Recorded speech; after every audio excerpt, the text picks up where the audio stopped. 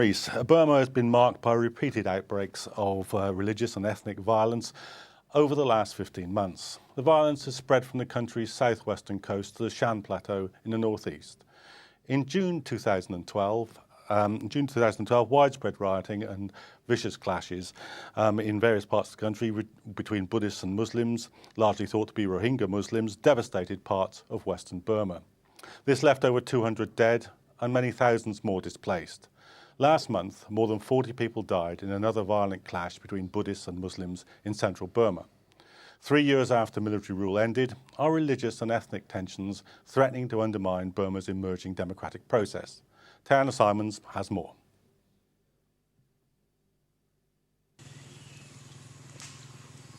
By the morning, this was all that remained. Hundreds of Burmese Muslims fled their villages in the Rakhine state last week as Buddhist rioters torched 70 homes, killing at least 5 people, including a 94-year-old woman. Following the pattern of other bouts of violence in Burma in the past year, the clash is said to have begun with an argument between a Muslim shopkeeper and a Buddhist. Since June last year, 237 people have been killed and 150,000 left homeless in ongoing violence against the Muslim community. I'm really afraid. I don't dare to go back to my home because they killed the people. I think it's about 5 or 6 people who died that day. The most recent attack targeted Kaman Muslims, an ethnic Muslim minority, although it's mainly been Rohingya Muslims who have been targeted over the past year. The UN described Rohingyas as the world's most persecuted minority and virtually friendless. The Burmese government and much of the majority Buddhist population consider Rohingyas to be illegal immigrants from Bangladesh and do not give them the same constitutional rights as displaced. Many Muslims have either fled the border to neighbouring Bangladesh or remain in temporary camps. Human rights groups have heavily criticised the government's slow reaction and lack of assertive stance against the attacks. About 1,000 people approached us. People didn't do anything to protect us. Also, they didn't shoot at the mob. The new quasi-civilian government is the first to be elected since decades of military rule ended in 2011. A peace agreement was recently signed by a monk previously self-titled the Burmese Bin Laden for his extremist ideology towards the Islamic faith. Buddhist spiritual leader the Dalai Lama has also made calls for monks to end the violence. The government have said that they have a zero-tolerance policy towards religious violence, but the president's speech during his visit to Rakhine State last week highlighted the mounting international pressure for his government to respond to the ongoing unrest. Our international reputation was damaged, but our explanation to the United Nations and to countries in our region convinced them to understand us. The most important thing is we shouldn't allow these things to happen again.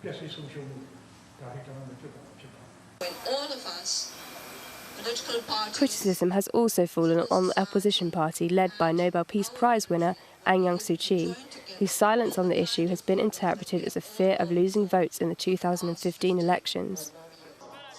Many feel that the ongoing unrest does not spell good news for the country's transition into democracy.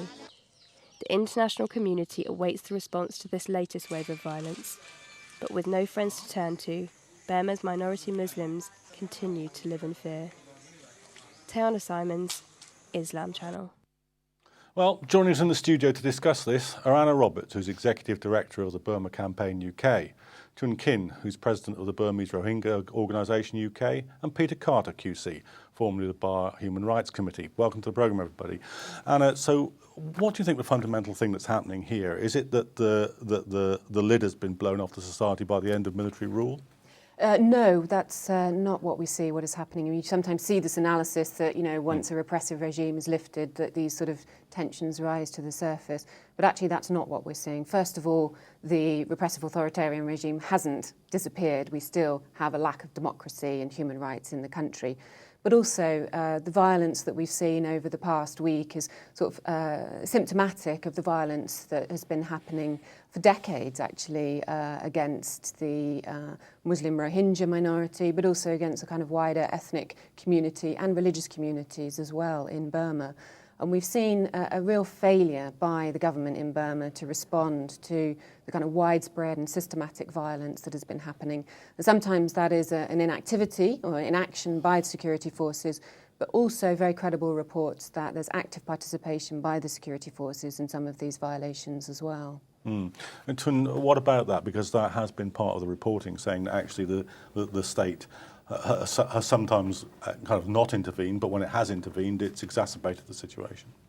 Well, what we see here, you see, is happening now today, not last month. It's happening since 2012 June, where our Rohingya Muslims minority were targeted first, and we have the reports and we have received quite reliable information. Many Rohingyas were killed, but the government mentioned only 200 Rohingyas killed during the attacks. But we have seen that targeted first the Rohingya Muslims, and then they comes up to Burmese Muslim, Khmer Muslims and others. So when we look at what's happening as a whole issue, the government have Muslim elimination policy in Burma, actually. This President Thein Sein government, what he's heading to is, he did not take any action since 2012 June. Instead, you can see his encouragement to the public that he mentioned July 2012 to UN High Commissioner for Refugees that Rohingyas are not citizens of Burma. They are illegal immigrants. The only solution is keeping them in a camps and send them to the third world countries. So the way he highlighted, the way he mentioned to the Rohingya people, it is encouraging to the public and to the anti-Muslim people and also the thugs and the security forces to happen, and it's a kind of incitement, I should say. Okay, So, let me just ask Peter about that. Do you think this is the case, that what we're seeing is a state-sanctioned or even a state-promoted attack on a section of the community? It's difficult to say, because the reports clearly indicate that there are sections of the armed forces who are participating, and in other cases where they're standing by and not intervening to prevent.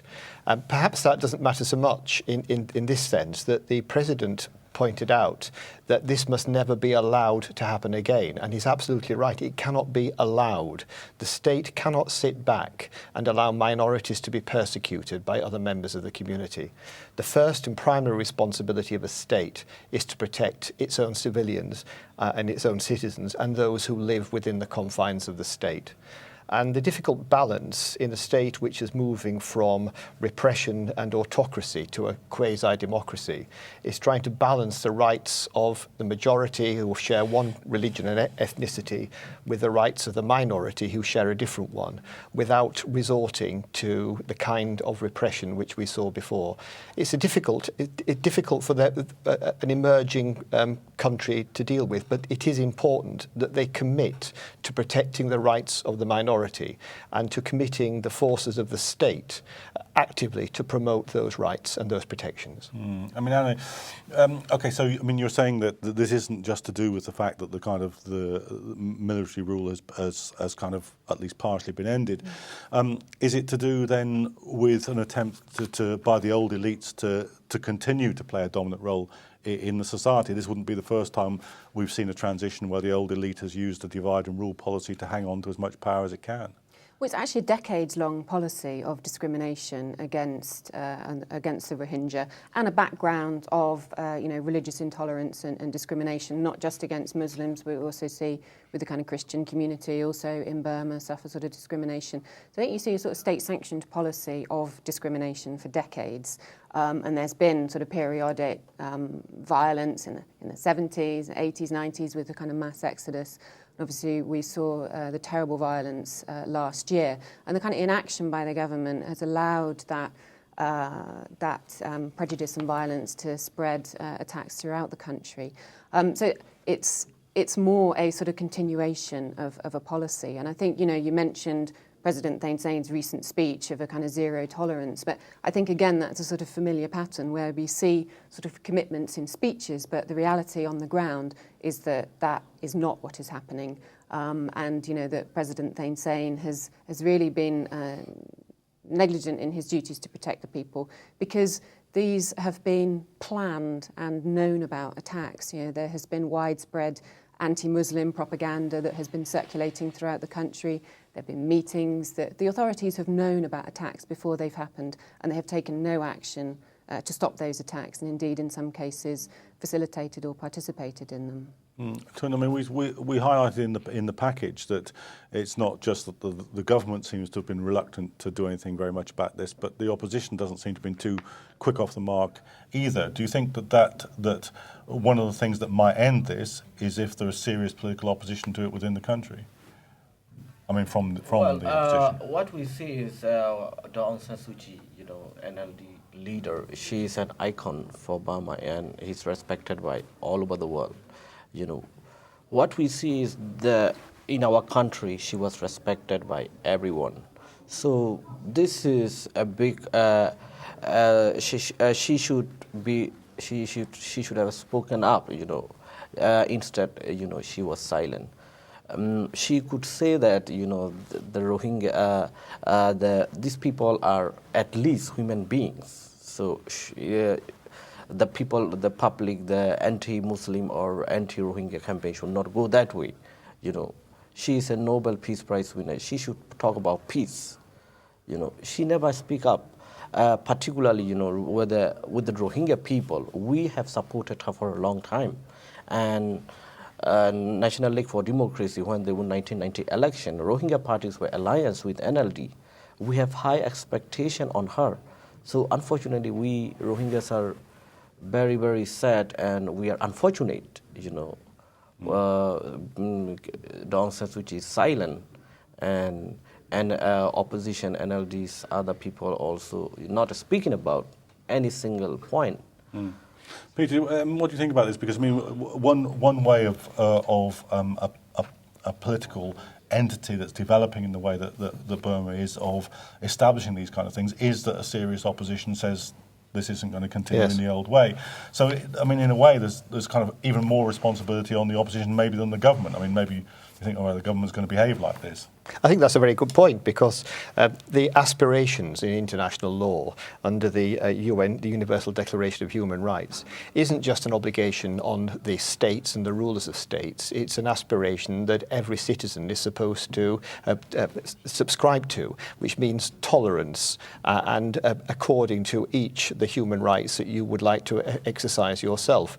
And so it's particularly important, I think, in a developing country, a country which is moving towards democracy, that the opposition demonstrates that it is committed to the rights of minorities and equal rights for all, and a fair hearing for a fair political part, so a fair part in all the political systems for everybody who is within the territory of Burma. And sadly, it's not happening at the moment, and I think there's a bit of political education that needs to take place there.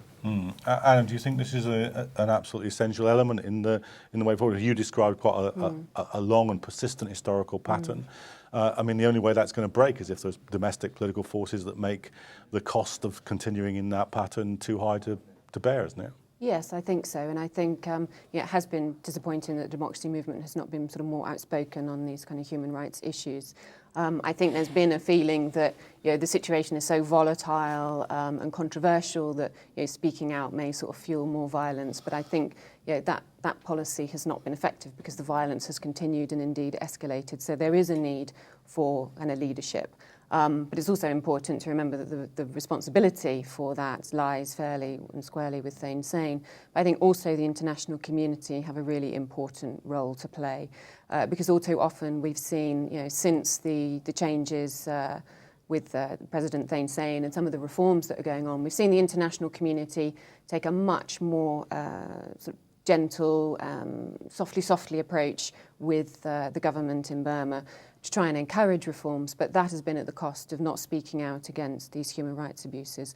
Human Rights Watch released a report earlier this year documenting evidence of ethnic cleansing and crimes against humanity that have been happening, and the international community has been shamefully silent in terms of responding to that. So we need to see a much more robust response from the international community, pressuring the government to, for example, allow unhindered humanitarian aid, because the conditions for Rohingya internally displaced people are absolutely dire in the camps, and they're not getting the aid that they need.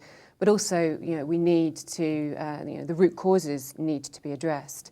And I think one of the things the international community could do, it has a lot of experience in dealing with sort of religious violence and intolerance and these sort of peace-building initiatives, that it could help the Burmese government who lack that experience. So some sort of international task force or mechanism that could bring in international expertise to try and sort of combat the sort of very widespread prejudice that there is in Burmese society at the moment. We also have opportunities coming up in the international community at the United Nations. Next month they'll be discussing a General Assembly resolution on Burma. And again, there are opportunities there for the UN to take action on this issue. For example, requesting an international investigation into the violence that has happened, requesting more international observers on the ground that may help keep the peace. I mean, Tun, do you think that the international community ought to return to the kind of stiffer sanctions regime that existed, when they were trying to bring pressure on the military over this?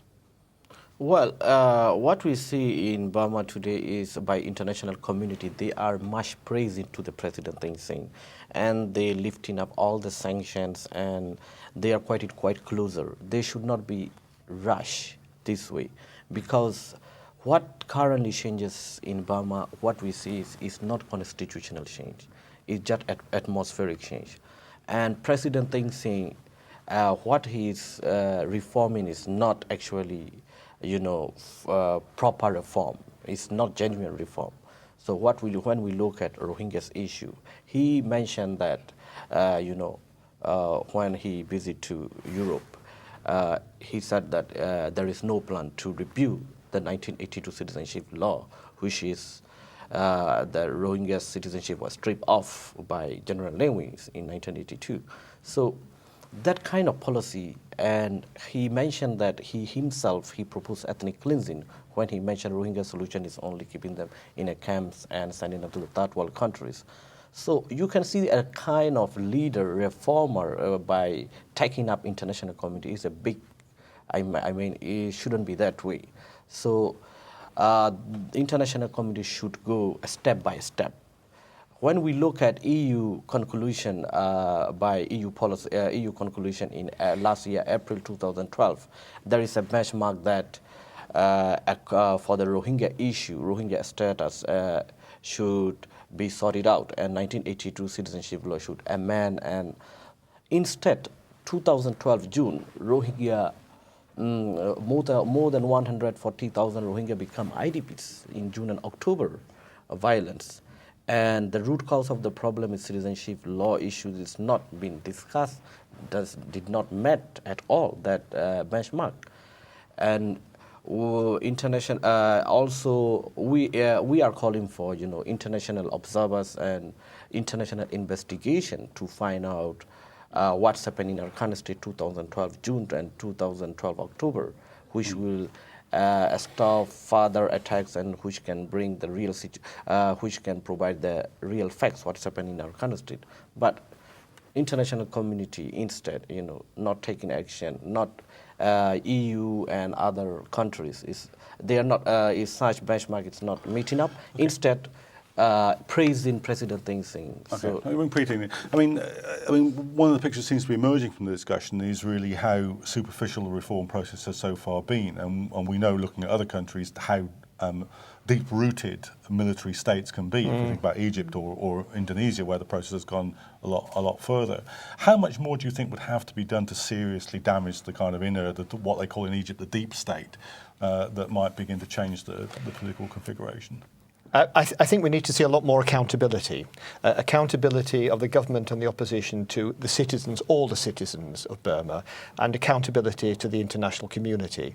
And I think the first step that the government ought to do to demonstrate its accountability is to demonstrate or to indicate that it is committed to the principles of the Universal Declaration of Human Rights, which includes the right of citizenship to those who are living within the state. So it would preclude the argument that the Rohingya Rohingya people are not nationals of Burma, and they would have all the full rights of a citizen.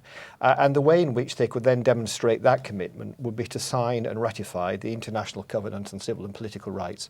And that would give the UN Human Rights Council the right to call for Burma, for the government, to demonstrate that they are progressing the movement towards democracy. It would also bring into account and make accountable the other international communities like the EU, because the UN Council could say, well, there is no progress being made here, or the progress is minimal, and the other states, particularly the Western states, ought to be doing something to try and promote it because they can. Okay. Anna, what do you think about this? How much should, could or should be done that would actually begin to break up the old deep state? Well, there needs to be sort of fundamental change, because the changes that we've seen so far have been relatively sort of skin deep and top down.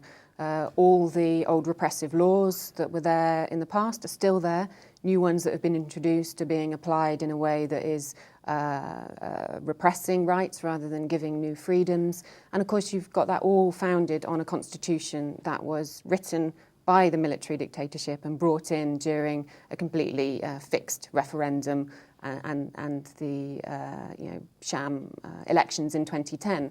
So you've sort of fundamentally still got all the old players in power, but with a sort of veneer of the sort of parliament and so on. So there needs to be fundamental reform of the constitution, one, to allow those sort of fundamental human rights, but also, so again, the kind of, if we're looking at the root causes, is to give a certain amount of autonomy to the ethnic groups, because this is a fundamental cause of dictatorship and the denial of rights for ethnic people, including Rohingya in Burma. And, do you think that the we haven't opposition's seen up to yet. the job? Do you think the coming elections and the opposition, do you think they're really kind of cognizant of how far reform would have to go?